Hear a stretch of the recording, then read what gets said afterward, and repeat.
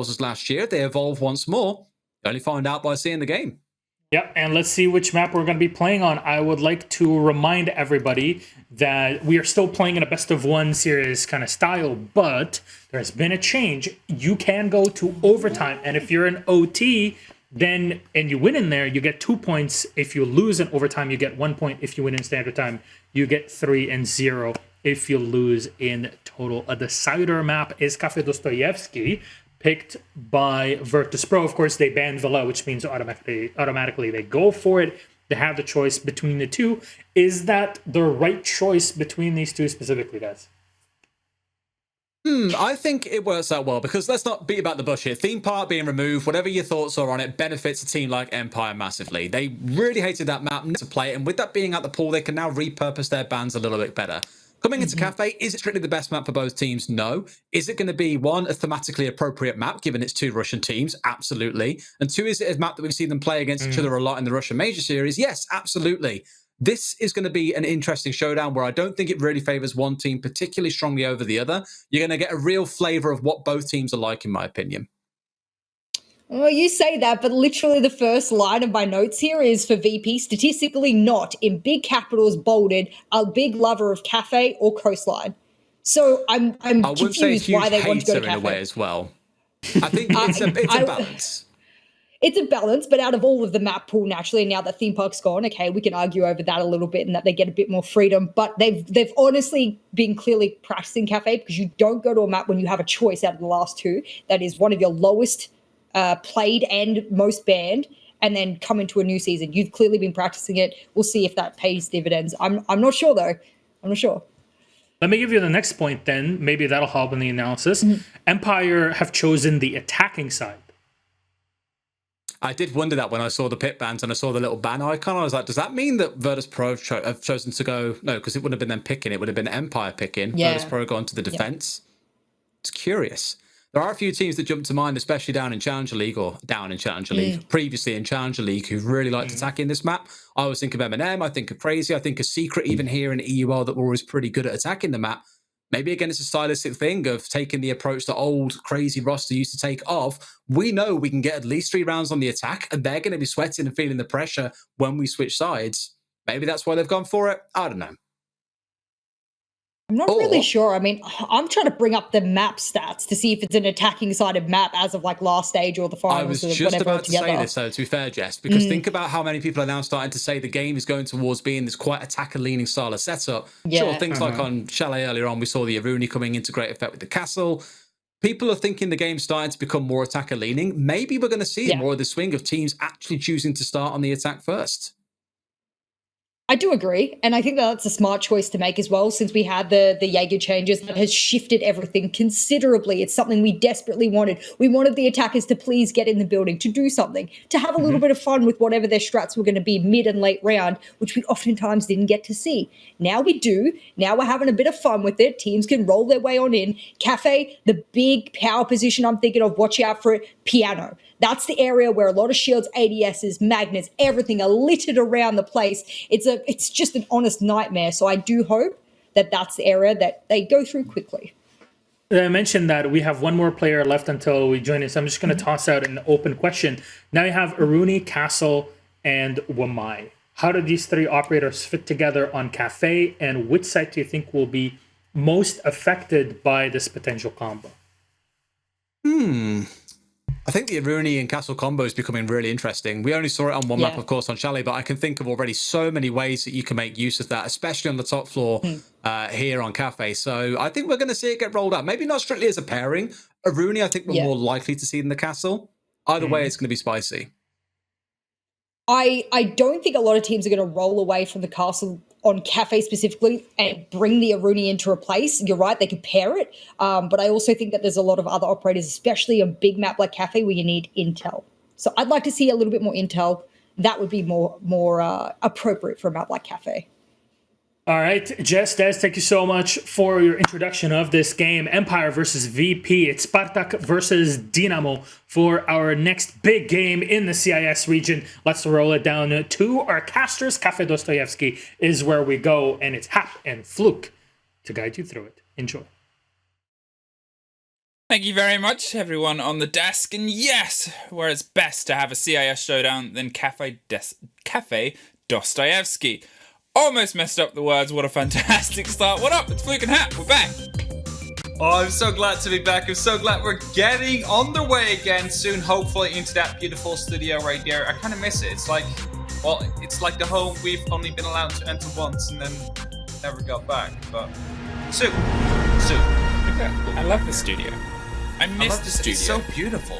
And it has such good, such a good environment. Everybody working together, making jokes. Everybody ripping back on Des because then we can finally bully him.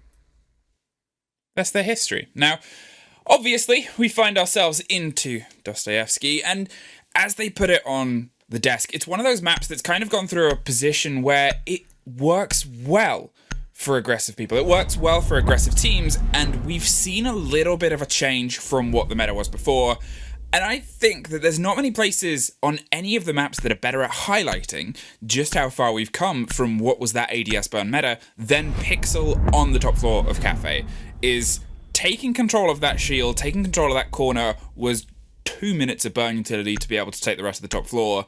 That's a quick process now. And that is, if you wanted dissection of a single interaction, that is what has changed. It is taking control of Pixel and how teams have rotated that. Let's see if that aggro carries over. It definitely is. We used to know Pixel as the power position, you would say, right? Like, there's a shield, there's an ADS, there's a couple of my magnets right there. It's almost impossible to go through. You literally have to use every single piece of utility to take care of that. That's no longer. And I think that by the moment that we will be having Flores, for example, which just is the new operator that got announced, of course, in lockdown for now, like waiting to be put in the field, he's going to be making these power positions even more problematic right now. So we will see less and less of these pixel kind of angles to come through. But hey, we've come a long way, and let's see if we are going to be seeing any of that Aruni play soon. I mean, we got a bit of a taste. We got a taste of the new in the previous map, so we're going back a little bit to the old school. And I guess it was one of those things that was often cited about CIS teams, is they know what they do, and they do that process well.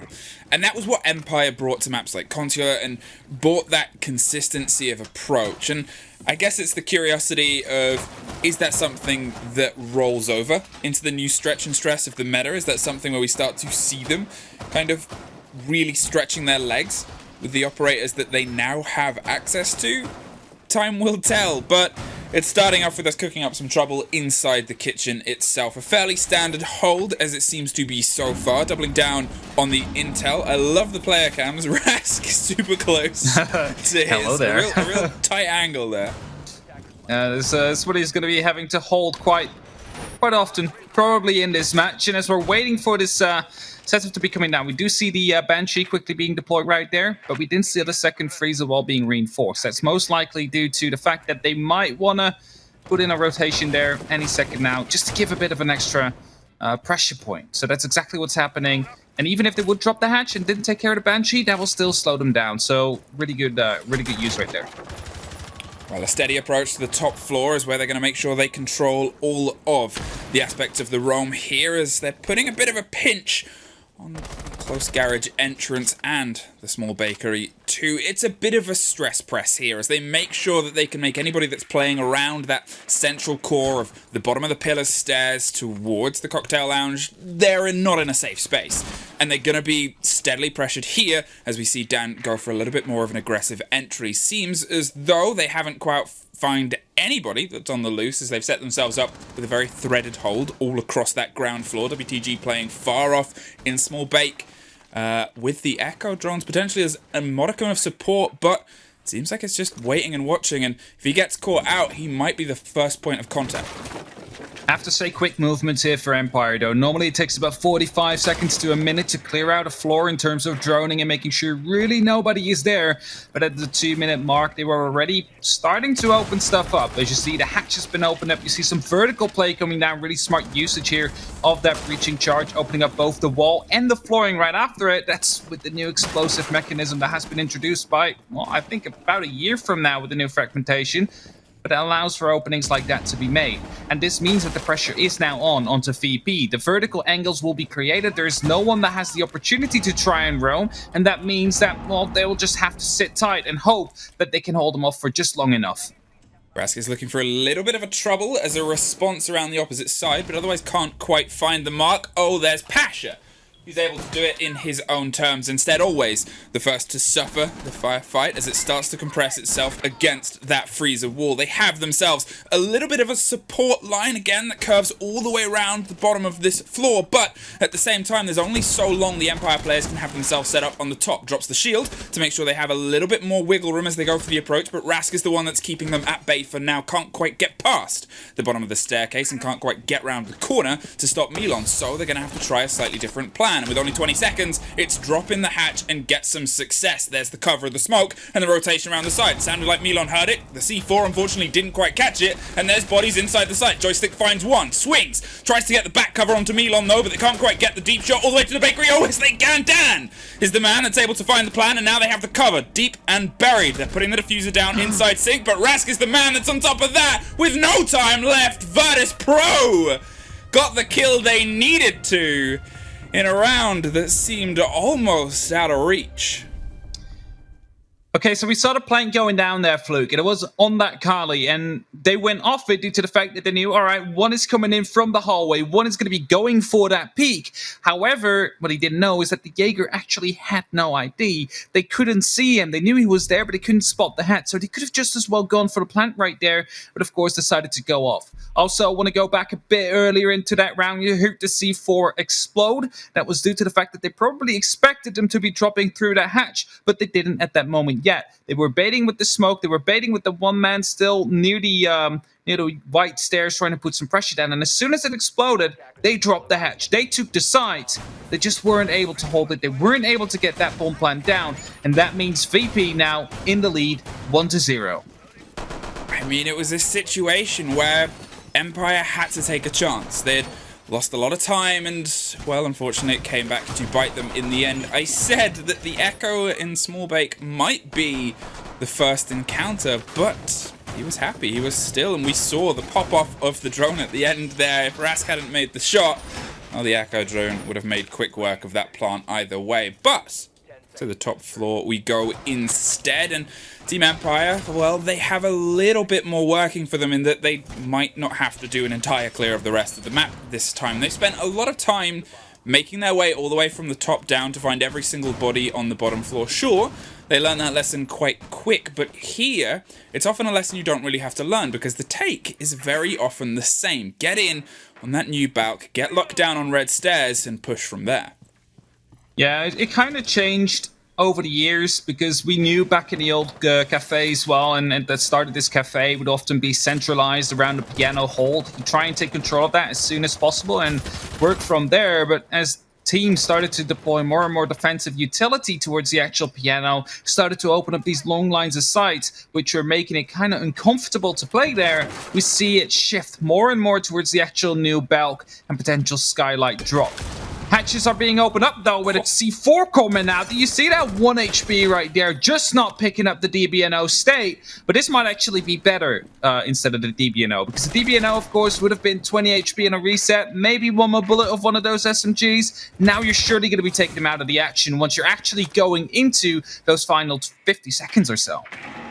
Any ADS onto Skylight, and look and see how they can apply some pressure onto Piano. The steady drop has come on the top of red, as I called before, but there's still concern of the body that's lurking around inside Library. They have a bit of a stretch on the roam this time round. In Virtus Pro, they're more than able and capable of applying some aggression. There's actually two bodies. Kajeka, obviously the new body to step in against the old team that he used to call home, is trying to make quick work and trying to impress on a debut that I guess he really wants to after how things went on Rogue. But Dan is able to start putting pressure onto the bathroom here, creeping around the corner and pushing Rask further down White Corridor. They've been able to solidify a little bit more control, but it's still against 5 standing Virtus Pro players.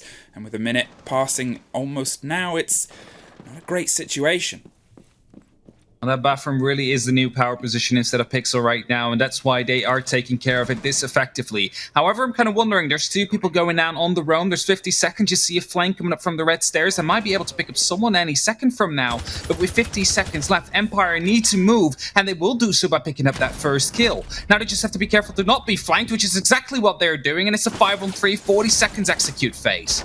Shepard finds Rask, and Karjek is able to put a little bit of damage down beneath, but that is 1 body confirmed on site, and they can really apply some pressure now. They catch Scyther on the rotation and look to the top of White to see if they can stop him on a further approach, but 20 seconds, and Milan is suffering pressure on the opposite side. Karjeka is able to put another body down. It's a 3 versus 2, all on the top floor. They get aggressive, and Dan picks up the trade of 2 versus 1, 13 seconds. Karjeka has a rough idea on where one is, but Shepard has an Overwatch. Just moving in there with the sniper. Seems like they were aware, indeed, as you see. Move actually didn't spot him in first sight. As you saw a little bit of the shoulder of the Jaeger right there through the wall. Not responding to that yet. Empire able to make some quick frags happen. They were able to shut down the roamers effectively. Or maybe Kurjeka, who was the only one who managed to find himself back up onto that top floor, able to pick up a kill and eventually be the last man standing. But can I quickly, I'm not sure if Ace and Des did it already, but pull some attention towards our overlay or the UI on the top. It's not the one that we see during the round. That is incredible for sure as well. There's but do you see that on the right top? The live ranking. Both currently second. Both currently second due to the tie position. We had a win before, so logical. Now, if at any moment in time doesn't seem to work, we blame Lesto because he is the one that takes care of it. Yeah, it's the standard. To get involved in as well. Yeah, just blame Lesto if it isn't right. He's our beautiful admin today, so also give him some love. Oh, he's getting involved right now. But back to the actual round, as of course also the nice new addition to this season, the player cams. Yeah, everybody seems to be quite happy about that. Player cams. New season, new season, new UI, new shiny things, and also the utility count across the top as well, which is really cool to see. It obviously shows how many drones are still standing, which is sometimes a little bit of a tough fact to follow, but that is a very valuable resource, and one that, well, now we know that there's 2 of 7 that are currently active, and it's just these little changes, these little bits are going to make all of our lives a little bit better. Also, you know, as some of you may have explored the new replay system. That's a side thing, though. That's a content for a later day. What they need to do now, though, is start trying to apply the pressure to the top floor. This is a very top-heavy hold for a lot of teams, and we've already seen Empire go for that familiar take that a lot of teams do across Cafe, which is where you lock in all the way across the top, push your way down, and steadily kind of clear and control the map as you might do on a space like Consulate. But here, there's a little bit more rotation possibility for Virtus Pro. They've dug in. Aruni's on the board. They have a lockdown and an angle and an idea of what they want to do buried above the site itself, with control of White falling to the hands of Milan, and Pasha and Rask offering a little bit of support either side. But from this point onwards, it's who can kind of win these initial firefights. 2 minutes on that clock. You see that Aruni, Des talked about it before, and Ace as well. Like, it could be very great in, you know, in a good, like, together with a castle, for example. But just like solo like that as well, it is going to be slowing down the attack quite a little bit, as right now the Selmas are deploying. They're trying to create some of these angles right here. They're not allowed to do so yet. There's some vertical holes placed, as you can see right here. WTG has the opportunity to try and deny those Selmas and any other breaching charges to be used. And that means that Empire needs to adapt right now. They need to find a different way in, because they're not going to be able to make those positions unplayable by just simply opening them up. And what they choose to do now is to take care of that Aruni laser gate, and are trying to go and make sure that they can get a push in.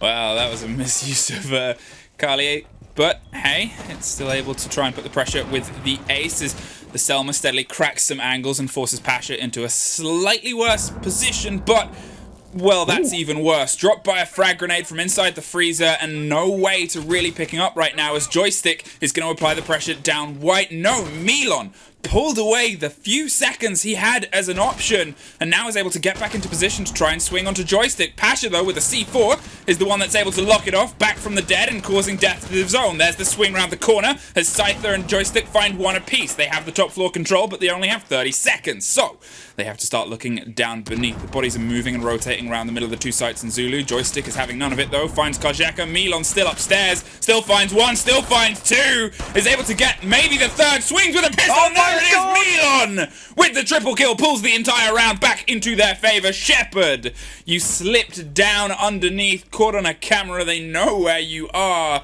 You have the diffuser, but you also still have two bodies left to get through. Swings and goes for the potential of a firefight. Has to stick the plan at this point, and you assume this is an easy pickup. Save KD. Eddie. He saved KD right there. He just went off. He knew it was not winnable anymore in that moment in time. But I was going to say, at the moment you said, like, they have top floor control, I was like, well, you're still going to be careful from that Milon dude. You know, we kind of hyped him up a little bit during a pre-show. He's still hiding up there, and that does mean he can show up. And yes, he does have the P10 Roni. It is a high rate of fire gun with a low magazine capacity, and normally do not really last more than 2 kills out of that. Exactly that happened. He managed to get one, he get the down on the other, swaps over to the pistol. Remember, it's always faster than reloading, and he gets that third kill there as well, saving that round there for VP, because otherwise that surely should have been Empires, because you said only 30 seconds left. Correct, but that should be plenty of time to go for an execute. It is plenty of time if there isn't a Milon just wrecking you apart from the top.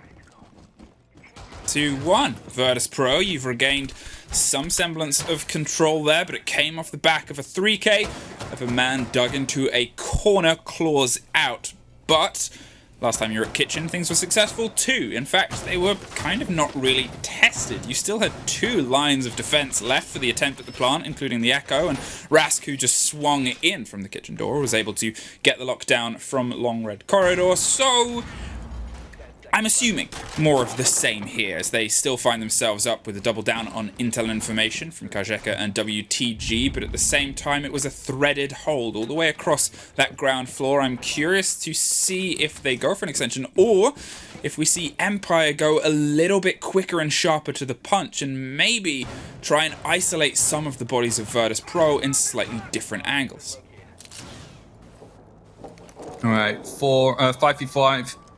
We are just getting started. There's an IQ on the board right now that should be helpful, taking out those yokais. Of course, they're no longer invisible, right? So they need to be hidden now. You cannot just stick them to the roof mindlessly and they will be invisible. No one will bother about them until you start using them. And that's exactly what you see WTG do. He's hiding those yokais into these spots behind radios, behind other clutter in the map that will make it hard for attackers to find. Now, then, when it's actually coming down to an execute phase, they're coming out and then they're annoying. So bringing the IQ that allows you to deal with them a little bit beforehand, giving you those extra 10 seconds to actually focus on gunfights rather than finding the yokai. Milon is shepherded and pushed all the way down, and yet again they have themselves set up in similar positions that they wanted to control before. But it seems like they've been a little bit quicker in locking down control of the white staircase instead of taking over pillars, which is now the second piece of this puzzle. But there's still all the bodies left standing and still a lot left to take out and push through, and it's a steady pickup of information and intel that Empire are working on at this moment. Joystick pulls back, starts to try and drone ahead, make sure nobody's playing on the left swing, well aware that somebody's going to be playing on the right, so it's up to the verticality, see if they can force some people into slightly less comfortable positions. A C4 is ripped, torn, blown, but doesn't quite catch anybody, and it's this steady cracking down of angles that might start to apply some pressure to Virtus Pro. Only one more C4 available right now, and we do know that Empire really wants to go for these vertical plays right here, but it's just no longer safe to try and challenge it. So many angles have been opened up right now. You now see the IQ hunting for the yokais and other electronic gadgets as well to try and take them out. So far, they're not able to find any yet. Grenade, I believe, was being tossed in to trying to take care of the evil eye that might put some, dirt into their plans at the moment of execution, as there's only 40 seconds left. So that means they do need to hurry now. And Pasha is still quite aggressive right here, trying to go for a gunfight. And with 25 seconds left, if he manages to find one, that will be huge. That's it, he's trying to get aggro. They're looking at the angle, and Joystick puts bullets into Rask, who doesn't need to take the firefight. Pasha didn't need to take that either, and Dan is able to find the first. Milon gets revenge, dug in round the corner. They can't quite shepherd him out, though, as of yet, as Shepherd is the one that's removed. Now, though, Dan has crept his way in through the hatch. He's concerned about all the eyes and intel and information, but takes the firefight against the Echo from deep either way. The wub stop, but at the cost of the life as Rask finds the trade and finds the pickup now, though. Swinging in to try and get the diffuser back into their hands. They have to try and stick it, but there's a drone, there's a ping, and there's a second Virtus Pro kitchen. Wanted to go for the plan there. All your teammates fell already in that moment in time, and the Yokai drone was just a bit of overkill right there. As you said, they take care of the Banshee, but at what cost as he got taken out right after? Of course, also Forces really functions as a information device rather than just a nuisance for the attacking team that will slow them down and make some noise. Knew exactly where they were going to be coming from. Allows you to go for a very accurate peek right there. But we are in 1-3 currently. VP is leading on Cafe so far. And to be fair, Cafe, it's what we considered a very defense-sided map when the map just came out. 5-1s or 6-0s weren't all too uncommon to see. And we are now in that 1-3. It's starting to flatten out a bit more, right? 4-2s are often the scoreline we do see in favor of the defenders. You occasionally have a 3-3, but VP, they are definitely well on the way of trying to make that, well, big, lead happen. They're trying to work on that. They're trying to put the pressure on Empire. And if you have 3 rounds already and are going back to the top floor, now you have a very good opportunity of doing so. Well, Virtus Pro, let's see how you approach this problem. Obviously, we've seen some pretty good burns of utility, and we've seen some moments that could lead to Empire getting some slivers and successes. This was one, but as I said, maybe it ties into how they love to traditionally take control of maps, how they like to traditionally take control of spaces. Still running pretty similar and standard lineups to how they were working things before. There's a lot of slowing movement and momentum. Obviously in the hands of the defenders. They have the Aruni, they have Malusi, they have the smoke possibility too to cut them off at the potential pass, and the pinches haven't really been going into the favor of Empire, a team that is usually very coordinated on their day and able to really just pull individual players and push them into uncomfortable situations. So far, they haven't quite had that success. Rask waiting to deliver the present right under the Christmas tree, but no Empire players are close enough to receive it. Instead, delivers bullets. You know, you can always do that one. You can always go for the bullets indeed. And with 2 minutes left, I was going to be talking about the fact how Empire was a team we mentioned before we prefaced it, and we said, like, they didn't make changes. Is that going to be helping them? Is that going to be giving them the edge? And on the other hand, we've been saying Virtus Pro are starting to take over that top spot in the CIS region. They've been doing so over 2020. They're looking to continue that, and it definitely seems like they're on the way right now. Virtus Pro look quite strong on the, one round that Empire managed to win as an exception, and they just got to make sure that they continue doing so right now. Those entry kills that they just managed to get, just those nice tight angles, are definitely going to be helping you. And Kozeka, even though he doesn't have like many kills yet, he's definitely having a very good impact so far. Now, it's always worth considering, obviously, the way that they're handling the momentum of the game. And Virtus Pro, they're a team that when things are in their court, they get so much more confident and deliver so much more. And you tie that into the fact that Empire opted to attack first, and I'm curious if this is in their book going to plan. And when they swap over to their defense, they'll find themselves a lot more locked in and controlled. Dan shuffles his way around and is obviously trying to look towards the bathroom, as was their next point of call before. Without Joystick, who's been able to put some bodies down so far, it's going to come at the cost of a hop out of Pasha. Malusi got aggressive and found no success. Kozeka is toying with the idea of going for a little bit of revenge, but it's how aware the drone game might be. You have a dedicated droner and eyes and intel, and oh yeah, seemingly they're well aware. They are well aware indeed. Pasha watching the wrong way. Dan definitely not right now. Trying to take control of Piano, pushing through. There's a lot of long angles right there going directly into that A-bomb site. And as they find out that the bathroom is clear, this is going to be giving a huge fresh breath of air for them right now. They can freely move along right here. They don't have to worry about someone suddenly popping up with the shotgun, but they do have to worry about the long angles that are currently in place. 20 seconds left. Always is looking to repel in, and they have to go now. charges through to the Banshee and tries to dig it onto the freezer, but can't quite keep their cool as they stick the diffuser down with only a sliver of health left. 10 seconds and takes the firefight themselves. The smoke canister doesn't quite catch them. Dug in on the corner of the plant. Somehow goes down, and Dan somehow finds a double before WTG gets the trade, and Scyther gets one more back in their favor. Kajeka looked for the run out early on, couldn't quite find it. Now he's all that's left. Now nobody is. Team Empire, from nothing, finds success and find their second win on the top floor. I was just talking about how they had to go at that moment in time. They definitely did, and I was looking at it, and it was a very interesting setup we saw there from Virtus Pro, right? We saw very long angles being created. Of course, they weren't really held at that moment in time, and also Empire didn't really have the intention of taking full control of the likes of Piano. But that kind of gives away the game, right? If you're not contesting Piano, no one is there. You don't have to worry about it. You maybe put a flank drone up, something like that, just to be aware if someone pushes through. But the round where they kept it close, it stayed a little bit of a surprise, I have to say, right? It was one in the bathroom. They had to actively work on clearing him out. And there was none of that now. You basically gave them a bunch of extra time trying to push the plan out, because that was basically the issue. They wanted to force plans so many times. They weren't able to do it. This was the first plant we've seen over these last 5 rounds. And that was basically, I think, due to the fact that they had extra time. They didn't need to clear Freezer. They didn't need to clear the bathroom because everything was already opened up. Extra time means going for that plant. Rotating round to Reading to see if they can find the same story they had before, and it was of a triumphant 3k of a man left to his own devices on the top floor. They are still playing that heavy game up here and making sure that they lock off with all the solidity that they had previously, but it was picked step by step well by Empire. As I said, it really came down to the heroics of Milan. 7-2 throughout this game so far. Hey, remember at the beginning of the day when we highlighted him as a really standout player? Yeah, it's sometimes nice when things we say are true.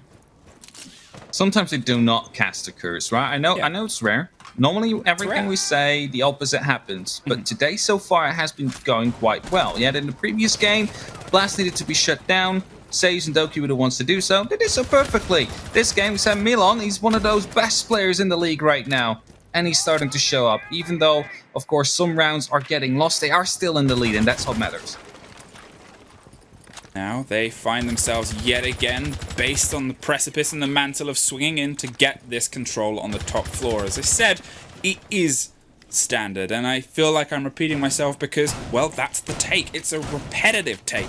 And we've already talked about how some teams, when they find themselves doing the same thing over and over, are the teams that have a little bit more creativity and curiosity in their gameplay on the day, and most importantly, confidence, start being able to find holes, get aggressive, get confident, get wins. And well, it's down to Empire to try and get this locked off as a 3-3 even half. If they do, they can really put themselves in a good stead swinging over to their defense. Always swings his way through to the freezer to cut through the core of the site itself and make sure they have the angle from the door if need be. They're going to try and crack their way through the same way they did before. Pasha obviously went down but was picked back up and able to get a bit of revenge, just juggling claws across the walls to make sure that they stop the approach of those Selmas. But it's this quick careen all the way up to the core of Scyther as he gets aggro towards that Banshee.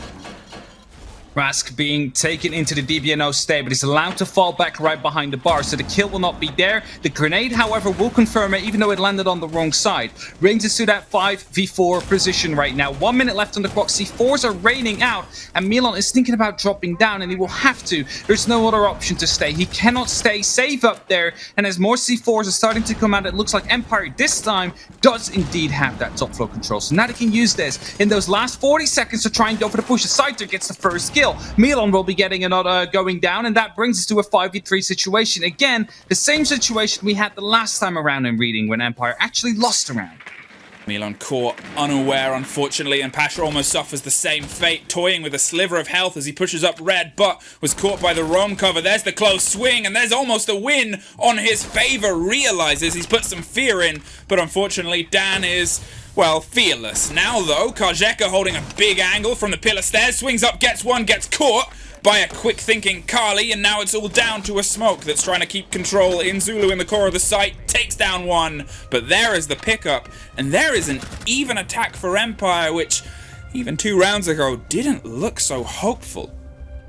Didn't look hopeful indeed, and this is exactly what they will need to try and push on. I said it before, 4-2 is the more even split we see nowadays for the defense, and Empire able to pick up that 1 extra round is going to be absolutely huge. That is going to be allowing them to potentially swing it in their favor, as if they manage to get 3 rounds on that defense, you secure yourself 1 point. It all has changed, right? There's no more draws. We don't do any of that anymore. We were feeling sorry for Chaos, so we decided, you know what, we're starting to remove it, and well, then unfortunately they relegate it out. But if they ever manage to find themselves back, they will no longer have to deal with draws. The thing what we do now is we have overtime. If you manage to get 6 points, you're at least guaranteed 1 point, just like the draws. If you then win in overtime, you get 2 points. The loser will still get 1. That means no more points are getting lost in draws, which gives us a more competitive, higher competitive league format that should keep everybody on their toes. Empire, they're able to restructure and rebuild from when things looked a little bit weak at the foundations. However, this is now your bastion to reconstruct, and let's see if your gamble of going attack first was as calculated as they assumed on the desk.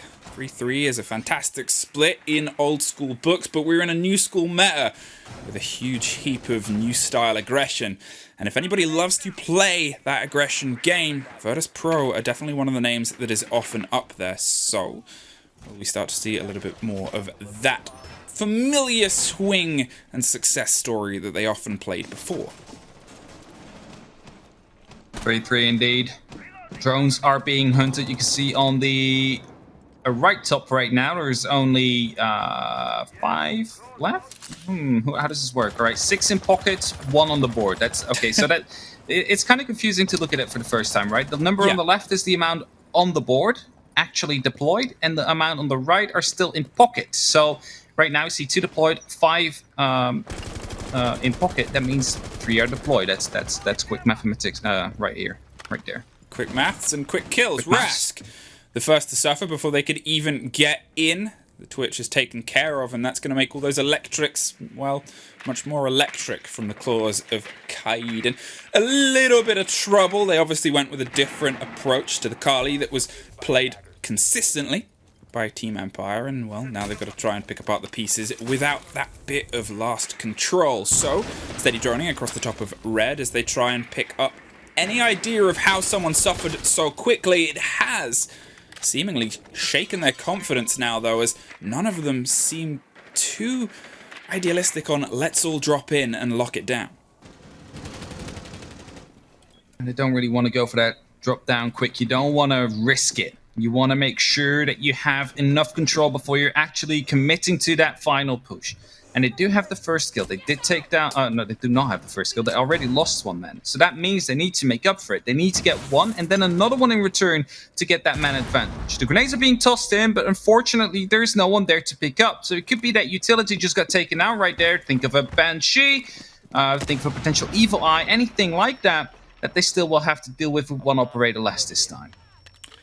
Dan wants to swing around the corner with the shotgun, but knows that there's no point until they have a bit of a better idea just how close they are. The frag grenade rolls deep to joystick, scratches the big man Maestro, is able to keep standing. Scyther opens up a bullet hole angle, a little bit too much there, and suffers at the revenge of Milon, who's keeping an Angel overwatch from above. Pasha wants to creep in on the close corners, but without the cover from the opposite side, it makes it an exceptionally risky maneuver. Knows there's a body inside, takes the first, looks for the swing of the second, but it doesn't actually come through. Dan is able to hold the angle down as someone else fills in on the closer side. Pre-fires round the wall. Dan is round a corner to safety. There's a drop of intel, there's a drop of an Ash, and there's a 4 versus 3 with 20 seconds left. Their body inside is gone, but they were able to cause some problems before. Now, stressed for time as they try and put the diffuser in, goes for the long smokes to cover any movement. Doesn't cover that though. Scyther swings onto 1, WTG and Milon with revenge apiece. 2 versus 2 trying to stick the diffuser, but there's a rotation around the backstairs. Milon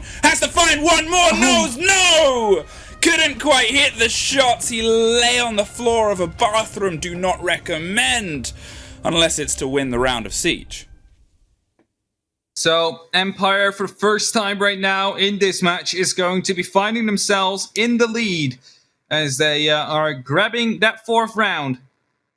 Just picking up the, basically preventing that final kill to come through. He was really close, was just out of ammo, wasn't able to put that up. And I was going to say, default cam still up. Exclamation mark, exclamation mark, exclamation mark, right? Because that actually lost them 1 or 2 players right there. It was 30 seconds left. They didn't shoot the default cam that is overlooking the entire side. It's a rookie mistake. Milan almost made up for it right there with the sledge, but they just weren't able to get that final kill in. And thus Empire running away with that round, only needing 2 more to get 1 point, only needing 3 more to secure themselves their first victory, and ending up on that 2nd place right now due to round differential. This was a sight that stumped them, but, well, now they have the option of locking it down themselves. Obviously, they have, as you said, for the first time, found themselves 1 foot ahead of Virtus Pro, and they want to try and build on this momentum. 3 rounds have been tied in a row from their side so far, so can the success story carry down to the one site that seemed to evade them on their attacks across the board? Going for a similar extension as we saw from VP. They have themselves, with that rotation into the bakery, they have this very thorough thread that ties across all of the bottom of this ground floor. They have as well, obviously, the Echo on the board. No Maestro to double down on that intel, but instead they have the smoke, which can be so controlling if you know how your opponents like to play. The smoke indeed is like one of those operators that has basically never left the meta, due to the fact it has 3 canisters, basically killing you slowly if you hide among them, and thus effectively denying an area for about 45 seconds in a round. And often, back when the 20-second meta was active, especially, you would have to bait out those smokes quite early on in the round if you actually wanted to make an execute happen, and it didn't always work out because the smoke players knew exactly what was going to be going on. But still, very effective. We've seen a couple of kills coming down already, I believe, today on the back of smoke canisters. And, well, they always do their job well. And it's also, most of the time, the players that make a lot of clutches on the side of the teams, the smoke players, that is. That's it. You need a reliable smoke player, and, well, they have one of the best in the world in Shepard. So I guess you couldn't really ask for any more. Dan is the one that's playing that hard angle on the corner of the bar to make sure nobody can careen down white stairs and push themselves straight into freezer. And I guess as we saw from before, it's a steady control of the upper floor to see if they can catch anybody unaware through the many angles that they're opening. But this is a tried and tested true method. They're well aware of the places that they can dig themselves in, and you can see the information is passing very quickly. Now, though, the pressure from the drones start to come for the first time, really, across the bakery. Curious to see, and WTG is the one that's going to lead the swing in the firefight round. There is a second body to try and pinch onto the Jaeger, and a third if they need to pick up the trade, but always has doubled down to offer some support. Instead of going for that freezer hold, they're instead going to rotate and see if they can get control of the bakery side instead. This is definitely going to be a tough gunfight right there. We have one of them playing from above Milan, just holding a long angle, holding off any potential rotation to come in as always right now, hoping to find a first gunfight. But so far, not picking up any kills yet. A ton of utilities, however, being tossed right behind the cupcake bar, along with grenades, along with ash charges, along with Zofia concussion mines, and everything you can imagine as it gets double peak right now. There comes the kill from always. That's the opening to the round, and they will manage to follow that one up. Empire on a roll so far this round. 2 quick pickups either side, and they're able to entirely pull apart the pastry that wasn't quite as delicious as Virtus Pro had hoped to get control of the side of this site. Couldn't take Freezer and couldn't take the cool calm side either, and there's one more for the Jaeger. Scyther keeps himself locked in on the dog across corner. Rask, 5 seconds to get downstairs. Milan still hasn't made it himself and won't go any further. A triple for one man, and at least a saved KD for the other. Virtus Pro stumped by the cooking. The bakery right there, a high point of contest. Weren't able to make sure that they got control of it. They lost the gunfights, and unfortunately, you cannot take control with dead people. As we have a tactical timeout being called by Virtus Pro, I believe. Good show, a good moment. Good moment. Very good moment. Yeah, so if you're unaware, hey, we got tactical timeouts now. We have a pause timer inside the menu. We're able to stir the pace of a game, which otherwise we were only able to do on LAN before. So why now? Well, you're not quite on map point, but you are definitely on the receiving end of 4 rounds that have gone to your opponents. And if you're on map point and that continued over the team talk, well, then it's game over. At least this way, if the next one goes wrong, you have 2 chances to build upon what is, well, not really working for VP right now. Yeah, so they're currently 5-3 behind, obviously, and that means that this next round is crucial, right? You do not want to fight for overtime. You want to fight for the win within the 7 rounds, like first to 7. And thus, to make that happen, you need to time out now. Clearly something is not going right. After round 4, they haven't won a single round anymore because, round 5, 6, 7, and 8, they all went to Empire purely based onto a lot of the gunfights going their way right there. So is this something that is just setup-wise wrong? Is this something that is going wrong in the communications? You need to find out what it is. And that team talk, that tactical timeout that you have the opportunity to use this season is going to be key for that. The coach is watching, and he's going to be like, guys, chill down. Let's take this as round number 1. Let's just go back into it. Take off the pressure for just a second. And let's try and take back the momentum ourselves. Wow, it also gives time for Empire to talk, and I guess it's a lot of, hey, the plan's going. This was obviously their play and ploy to start on their attack and finish on their defense. As we said, it's usually and historically a confidence play. It's, we know that we can do enough on our attack that will demoralize them, so when they get to their attack on a map like this, where for a lot of players and teams it's harder to attack, or they're less confident doing it, it means their attacks are even less confident. It means they're more prone to taking these big risk maneuvers, and that plays perfectly into a well-oiled machine that Empire can be. 5-3. As I said, 4 of those have been in a row. Now they're going to see if they can lock off the perfect rotation to put themselves onto map point here. A lot of intel, a lot of a spread across the top floor, as we've seen from, well, pretty much everybody. Let's see if it can work with the same success for Empire as it did for Virtus Pro. Gotta look at it right here and say it's a little bit of a Milan versus Scyther show if you look at it purely at the frags right there, right? So when Milan was still playing upstairs, he was able to get some great flanks off, but he's lately in these last couple of rounds not allowed to do so anymore, and that might be costing Virtus per round. I think the one example that I have for that is going to be the round number 3, where it was a 5v3 that the site was reading, and suddenly Milan was still up there. He was still up on top, and he was able to shut down 3 members of Empire with that Roni, with that pistol, and basically won the round for Virtus Pro right there. Afterwards, he was taken out quite quickly in many of the defensive rounds, wasn't able to have that kind of impact anymore. And even though he was the last one alive, I believe in round number 7, the damage was already done right there at the last couple of seconds. So Milan is a key player, but they might be relying a little bit too much on him having an impact in the early round, which will be holding them back throughout this match so far. WTG takes a face full of pellets, but is able to stay alive and wants to pressure this angle continually. We're having a bit of a stretch here, and Karjeka drops down. The run out was attempted from underneath, but it didn't quite come to success. Hits the stun on themselves. Karjeka finds a second, though. They really double down on trying to get control of that window, and unfortunately double down on loss. 2 of them swinging on a single angle, and Rask is the one that's able to solidify it and then get one more too. It seems like Virtus Pro, whatever they had on their team talk, is really working right now. Well aware of the games that are being played by Empire, and well aware of how to shut them down, and well aware of where Shepard is too. Can't quite find any sense or solace of safety as he swings around multiple different angles. There's one more that's been open for you, and has to try and cool off with the washing, and cuts through Pasha on the route. 2 big rotation towards the pillar stairs in a completely new angle of lockdown, but Karjeka is sticking the diffuser in the meantime, and Milan isn't even going to let that happen. Virtus Pro, hey, they're back.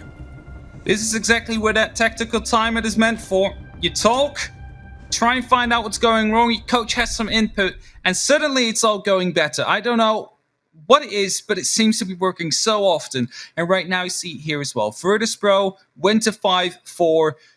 currently 1 round away from getting it back into equal numbers again, and then it will be a sprint race to the end, to the first one to reach 7 or 8, depending on whether or not we will go to overtime or not.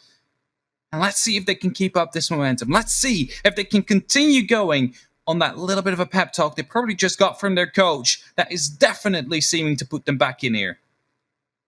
Well, bar Cocktail, we head to the top, baits the Kali to the Twitch. As I said before, that was one of the differences between the angles of approach of these two, and also, unfortunately, Rask was the first off the board, so we didn't really see any of the control of electronics approach that could have been in the hands of Virtus.pro, and because of that, they suffered, stumbled, and found themselves kind of just throwing themselves across the long bar and seeing if they could swing aggressively at anyone and everyone. Okay, it came down to the wire, but still, let's see what they can do at full strength if that Twitch can get a little bit deeper into the round. All right, 5-4. Pretty big first matchup. It is a regional rivalry that they're trying to battle out right here. The two CIS teams, of course, inside of the EUL. Now they have been bested by the French this time, considering they have 3 teams up into the EUL this time. It's going to be fun, a couple of matches for sure.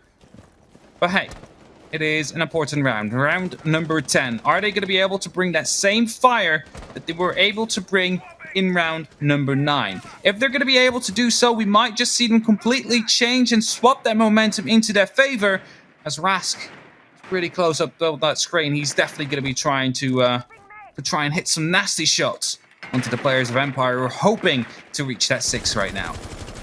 He's not going to suffer through the hatch this time round. A lot of pre-firing is coming down from the guns of VP, making sure that they're able to control the pressure that is applied on the verticality here, and keeping a pretty keen eye on anyone that might feel a little bit confident and aggressive to swing all the way around. The Twitch drone, as I said, very important utility, is going to try and catch that Maestro cam, and does. There's an ADS, and there is a very big bit of utility that's fallen by the wayside for Empire that was previously well controlled and contested. Sure, they have that bulletproof, and they have those Banshees to make sure the Screaming Whale is heard as soon as they swing around the corner, but the confidence this can give VP, well, I guess can be measured in success, potentially. Yeah, we got about 100 seconds left on that round. Dan now playing in this bathroom. This is what I described earlier as the new power position. No longer is it in Pixel, it is now in that bathroom. It allows you to swing closely with a shotgun as they try and peek through that door. And Dan exactly knowing what's going to be happening soon. Pasha, who is hoping to open up, putting down that breaching charge, is not going to be attracting too much attention, but detonating it surely will. And Pasha, he has to be careful because he knows he's potentially going to get, well, swung on any second now.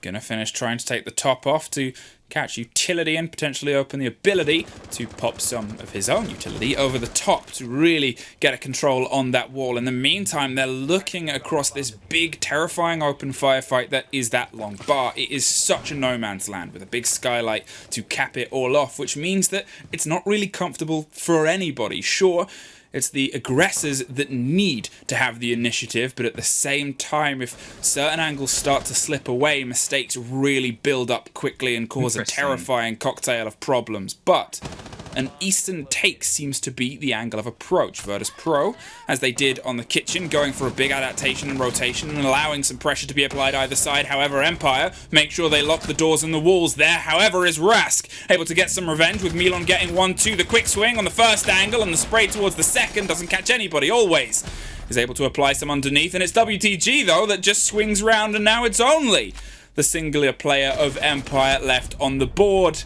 No longer Virtus.pro. Well, even. I was saying interesting there, Flute, because WTG was alone in Cigar with the diffuser with only like 20-30 seconds left in that moment in time. All the others were located near the eastern side, all repelling or on the skylight. So, like, I was thinking, like, okay, like, interesting push, right? But normally you wouldn't be putting the diffuser into a state where he's completely alone. And W2G, he fragged out in that round. Let me just first out clear that up. But I was afraid in that moment in time when I saw W2G sitting in the cigar there alone that he was going to get picked up as like one of the first casualties in that gunfight. That would force the diffuser to go, like, down, dropped on the ground. And that means someone will have to go and recover. And with everybody coming in from yellow stairs and from the other cocktail side and the new balcony, that could be really tough. It could be really hard. It worked out this time, but they have to be careful with those kind of plays, because if people start finding out that the diffuser is split pushing, you know where to focus your attention to.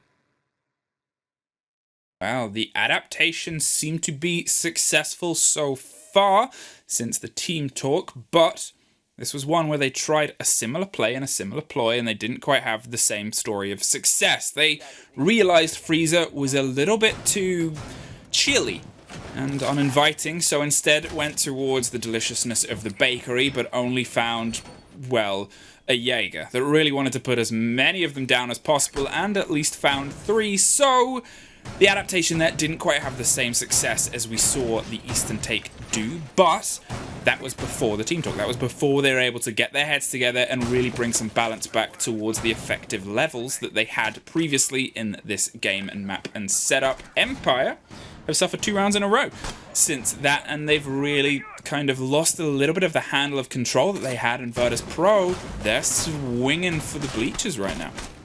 Now, good thing to mention, Fluke, is that Empire still have their tactical timeout available to them.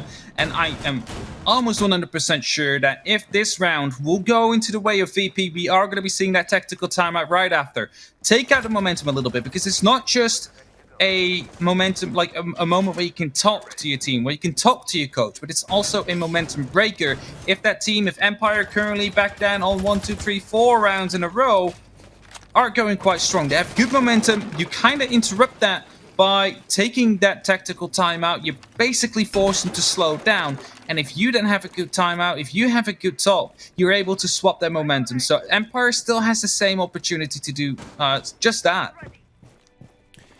Falling from the top and like rain spreading themselves across all of the gaps as possible, because, well, we know what happens if a Russian player finds themselves a comfortable corner. They start killing, and misdroning and miscontrolling players has not been the biggest storyline of this game, but has been a problem for both teams on different occasions. So it's still a steadiness that they have to apply towards their approach. They are able to start doing some vertical destruction quicker than they did on their previous approach, and they're making sure that they have some of that fire and ferocity and making sure they don't get caught by the rotation. But it does seem like they're kind of going with a singular push this time round. They want to get the control that they want to get, and they're going to make sure that they're in a position to do it quickly. The one thing I might be worried about is the big difference you see here between Empire and VP. VP had 3 C4s on this side compared to only the 1 that Empire is bringing. Yes, of course, VP, they quite lost a couple of these rounds, but I'm not sure if 1 C4 is going to be enough eventually, especially because you know how much pressure is going to be coming down from that top floor, how much they like to open up. You can use those C4s to try and counter it off. If you use that sound you get from the other vertical holes that have been opened up to try and guide and try and nail down one of those members. Now, that's not happening right now. Only 1 C4 available, and I'm assuming that that one will be used in combination with the Yokais to try and cancel out a plant that will potentially be forced by VP in this time.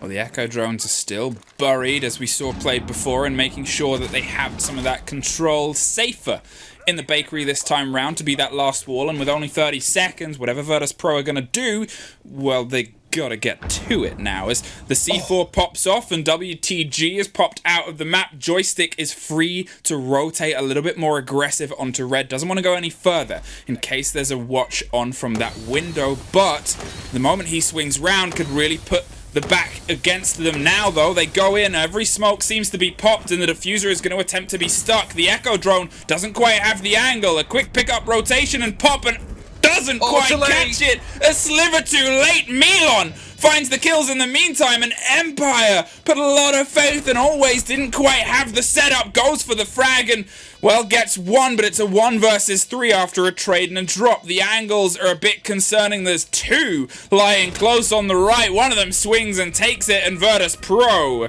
find themselves on map point first.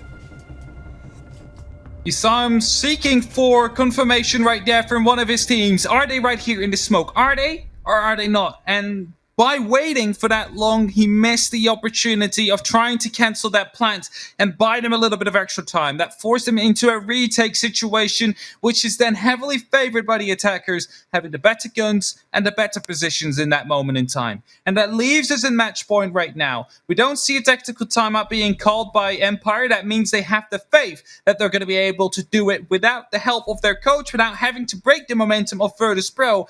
And, well, if they can do so, it will be recommended or commended by them, because we had round 1 Virtus Pro, then we had 1 for Empire, followed up by 2 by VP, and after that we had Empire just dominating Virtus Pro for 4 rounds in a row. That's when the timeout came from VP. That's when they decided to talk to their coach and be, alright, what needs to change? They broke the momentum of Empire, they managed to take it back. And that's them in the lead right now. That's them on match point right now. They have secured 1 point. They have the opportunity to go for 3, whilst Empire is fighting for a potential of 2. Well, Empire trusting the process, as you said, and not taking the timeout that they could have, which has obviously been so successful for Virtus Pro, able to thread 3 attacks together, and, well, it seems that Empire are slightly struggling to keep up with the aggressive pace that's being put forward and against them. So they go back to the top, back to a site that they're able to lock down, and back to one where Virtus Pro's adaptation, as I said, was the Cinderella story that took them all the way to the ball being winning the round. Joystick getting aggro and setting up some gates with a Rooney to try and offer some more control here. Look at the windows. The lockdown is there. They have the possibility of getting aggro if they want to, and to just cost any drones or any bits of utility that might get thrown through and try to get some early beats of information. You see that, as you are describing as well, you see some of the Aruni gates being deployed on that window, on these windows right here on Piano. That is going to be slowing them down just a little bit, but if indeed VP wants to play into that Piano control, which does seem like it, it is going to be slowing them down quite a little bit. I really like this one as well. Just open it up. Of course it's going to be droned out. They try and put some pressure from below right now, so by opening up that hatch, which makes the position unplayable for always, and thus removes the angle that they were playing with that shotgun. And all they need to do right now is take out the Aruni gates, try and take control of Piano, and if they manage to do so successfully, VP has the opportunity and the potential to try and go through. Beautiful shot, though, from Joystick, taking down Pasha, who was in the upside-down rappel. And right now, that is a good advantage for Empire, and the possibility of potentially coming back. Now then, that's Rask, though, swinging in and able to get across and get against Joystick. The drones are dropping, and with a minute 30, they have plenty of time to reevaluate. But the Aruni has already caused so many problems, both in position and presence. But those gates, oh no, always drifts a little bit dangerously to the wire and buys himself a bit of panic time there, but still has 2 canisters left if need be. He is finally the approach of some hard destruction, as always actually drops out and goes for a bit of a big rotate here. Doesn't have, obviously, any potential of C4ing from underneath, but does have a lot of other locations they can set themselves in, and with a minute still on the board and only a bit of the ground taken here on red, it is a really slow approach. It is a slow approach indeed. However, there is still plenty of time. They're using the drones right now to try and take care of the Aruni gates. They should be aware of the fact that no one can be in that little cabinet anymore over there, because they open up that hatch. There's no way you can play it without falling down. The thing they're more worried about, though, is a jump out just happening right there. But a trade, a one-on-one trade between Milan and Dan is going to be bringing this into a 3-on-3 situation. But that does mean some pressure from the actual site is removed right now. But it's VP that will have to make the next move. It's 30 seconds left on that clock, and they have to make the entry now. They have to get the kills right now. Rask is in Piano. Kurzeka wants to drop through the skylight, and we have 1 man still rappelling up on the eastern side, I believe, as it's only up to Rask now. Yeah, it's all down to Kurzeka, who drops in, and Well, he's looking to get through Shepard and Scyther. There is 2 pings to very different locations and a lot of intel still with his name on it. Empire. Well, they take us to our first OT in EUL. Can you believe it? Now, under the old times, this would have been a 1-pointer for both, but we don't do that anymore. We are changed. We're changed league. Sorry, Chaos. We're Sorry, different Chaos. Now.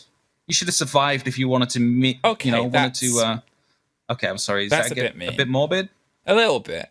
You came across a bit aggressive. It would have been nice if you'd survived. Chaos, I love you. Because now you wouldn't have suffered all those draws. Because we don't have draws no more. No. So if you missed all of the talking at the beginning, both teams are now guaranteed points. Nobody is an out-and-out loser. If you lose a game in regular play, 0 points. Nothing. Nil. Get out of here. If you get to OT and lose, you still get 1 point for getting all the distance. And that means, which is probably more important, and I haven't heard mentioned that often, is that there's no more points getting lost. Yeah. So there's no more these close point games that just floats in the void. Yeah. These close games, you still get rewarded. Obviously, if you win, you get more. It's 2 points, isn't it? 2 points for an OT win. Yes. And 3 points for an out-and-out win. Look at that. There's a system in place. We got it. One of these teams has the potential of getting 1 point. The other has the potential of getting 2. Nobody will walk away on a draw. There's no more draws in EU. Ladies and gentlemen. Ladies and gentlemen. No more draws in EU. Set up. Sorted. Let's see some more Siege. Big rotations. Opened up now. Virtus Pro back on the defense for the first time in a while. And towards the end of their defenses, things started to slip away from them. But Kitchen was the one that they locked down both times. They were able to completely keep it in their favor. Can we quickly go back to the freezer? I want to highlight the way that they are opening that up. Now, by the way that this is being opened up is, I believe, either you have to vault over or prone underneath. So you force them still to use an explosive if they want to go quickly. There's a Banshee right next to it as well. So it's not, you're forced to take out a bit of utility there, and you're forced to take out a wall if you want to be moving through there, while still having the opportunity for the defenders to rotate through if they really need to. So I kind of like the way that they're opening that up. We've seen it in thinner kind of variations as well, with a little bit of a thin wall you could punch out. But it's a nice little change rather than just opening up the footholes, because this also gives you an opportunity to fight while standing. Well, steady approach coming down, and this is where they seem to get bottlenecked pretty consistently. They wanted to do the same take over and over, which is fair play, but they couldn't quite get the lockdown on the control of this push round onto the freezer the same way that they wanted to. And here, it seems like Virtus Pro are making sure it's just as uncomfortable to swing in. The pace of the control upstairs is still going aplomb, but then they found themselves a little bit shuttered by the pace that they could apply on the close down and collapse itself. The hatch opened. Fine. They've been able to do this every single time. It's unfortunately the next step that proves the problem, which is get in and get control of the site itself. No bodies dropped as of yet, and about to hit the minute mark. It's still looking pretty good for Virtus Pro, but Empire can capitalize and collapse on a dime, so is that the coin they're looking for? And this is kind of the thing, right? You only see one person on site, and that is due to all the vertical holes that are being created. Other people are in bakery, small bakery, up in Kocak, maybe even in the bar and in VIP. You just see one person playing behind the B-bomb. That's Pasha. That's the only, relative safe site there is. The only way that there's no angle to be found, and you can directly contest a potential hatch drop, which is often the intention when you're trying to go for these kind of takes. However, you do see the rotation coming out right now. Empire looking to go for a small bakery/bakery take. However, what they do not know is that there's 2 players around here. WTG, however, needs to be careful as he gets that first kill. The Selma will still go off, however, and that means they have an opportunity to try and contest, but they still lost the first man. Well, Scyther is looking to try and apply the approach, and this is the first time they've diversified, and this is the first time they're starting to find this opening success, but only 10 seconds left on the board, and it's a 4 versus 3. Echo is gone, and so is Milan. There is Pasha, making sure he can keep some control down the long corridor. 4 seconds. Kajeka gets the diffuser carrier, and gets a second swings round. Virtus Pro, for the second time on this kitchen, get it at the dying second. Very well played right there. The Alva just not stopping that fire. We'll be taking down both on, either on both angles right there. A little bit of mistiming maybe. They should have been aware of one in the corner. Maybe they had no drone. I'm not quite sure. But if they did know, it is not synchronized well, that push. But credit where credit is due. VP managing to hold on to that side. Time was running low. Empire needed to move quicker. Of course, they suffered the entry loss, but they were able to quickly strike back with 2 of their own. And right now, VP find themselves at yet another match point. They can end it here. They can take home 2 points today, which is probably not what they wanted. They probably wanted to get 3, but beating Empire will be for them quite important, as that is, of course, a regional rival. You kind of want to be the best of your region. Slightly. Just a little. I mean, you know, those football fans out there, nothing beats Derby Day. There's no other atmosphere like it. There's something special about a Derby Day.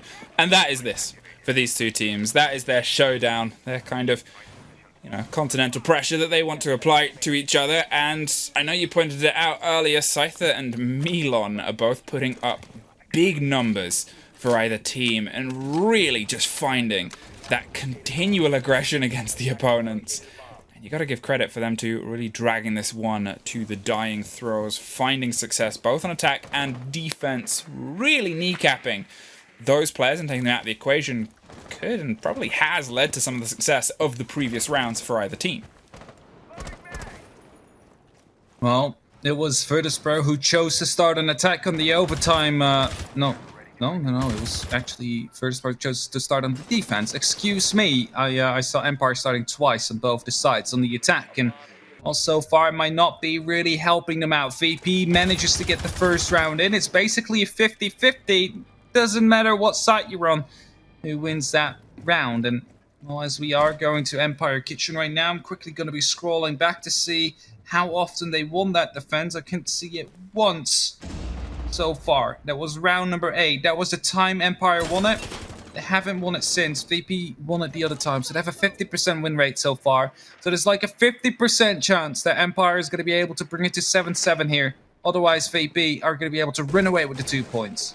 Close angles and almost suffer instantly in the coat room, but it's Dan that gets dropped. Pasha, well, skin of their teeth, and Joystick is going to see if he can get the rest of them, but there's not much left, and now there's drones trying to pick apart, but maybe missed drone. Maybe Joystick has slipped past and might be able to apply some pressure here, as in a death-defying situation, and if goes unchecked, could really pull apart some of the pressure and the progress that's being applied here. There it is, there's the suffer, there's the diffuser, but there is also Karjeka with the hard destruction, goes for the second, can't quite make it land. Rask trying to apply some pressure from before, swings close, doesn't see them, does! Joystick goes down, Scyther in the meantime, Virtus.pro a 4 versus 2, no hard destruction left, but only 2 defenders, 1 C4 between the pair of them, and otherwise just a lot of pressure that can be applied. A frag grenade brings us to just 1, always. All that is left against the onslaught of Virtus.pro on the main door finds 1, swings with the SMG to try and get control of the body that's rotating around the small prep room on the opposite side, but with Freezer under pressure too, they can't quite take it. Pasha pulls it together and Virtus.pro pull the 2 points. Virtus were able to win that one, and I have to say that opening kill from Pasha onto Den is really important. They didn't drone him out in code check there. They didn't know he was there. They ran in. He messed up the kill Den that was. He could have gone for a double there and was punished for it. VP got the opening frag. Yes, of course, afterwards we saw a little bit of a change coming in. You know, we saw the refrag from the exact same position, but again, it was replied onto by the side of VP, and VP managed to win this matchup with Milan absolutely showing up huge. Virtus.pro, you earn your points, and to be fair, if any of our matchups of this evening were going to test on you overtime system, it was probably going to be the CIS region butting heads. But before we talk more, let's throw it to the heads on our desk. Milos, take it away. Thanks so much, M. Yeah, indeed.